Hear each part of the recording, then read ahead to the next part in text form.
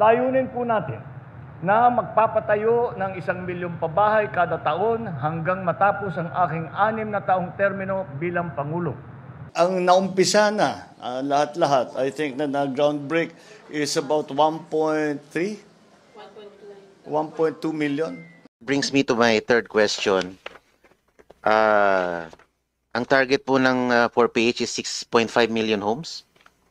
Mr. Yeah. Chair, ang target po ng 4PH na dating 1 million units per year in 6 years na 6 million ay 300,000 na lang until 2028.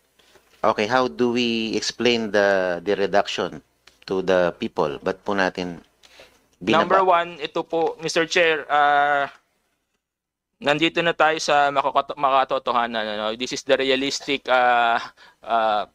number, no, na hindi rin naman madaling makuha, honestly, no. Pagka hindi natin ginandahan yung programa natin, kahit itong 300,000 hindi natin ito ma-achieve. So ito talaga, to answer you, ito lang talaga yung kaya 300. Whether we like it or not, we have to be transparent about this, na hindi na namin tatamaan yung previously target na 6 million. So, you have set a more realistic target na. Yes, Mr. Chair. Opo. And the main reason na hindi po na-achieve yung target?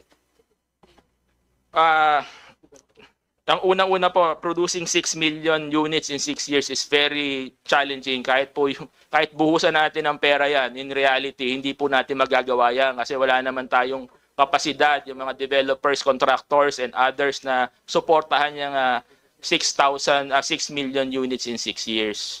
Kaya hindi po talaga realistic yung 6 million na target na yan. Kaya hindi na ho namin pinapaikot-ikot pa yung paliwanag. Kaya hindi namin tinamaan yung 6 million kasi hindi ho talaga realistic. Ang realistic lang po namin nakikita ngayon, considering yung capacity ng mga contractors, developers, and yung demand side natin, is only 300,000 comprised of all the modalities of the expanded 4PH. Thank you, Mr. Chair. Sino pong nag-set ng unrealistic target na yan in the first place?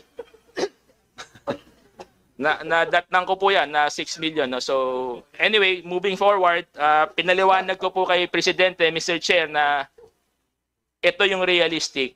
At the same time, hindi rin po ito madaling ma-achieve. This is a very challenging number. 300,000 itself is a challenging target, Mr. Chair.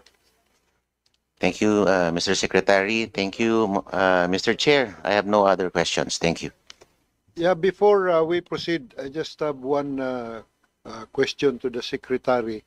Itong 300,000 units, saan ito? If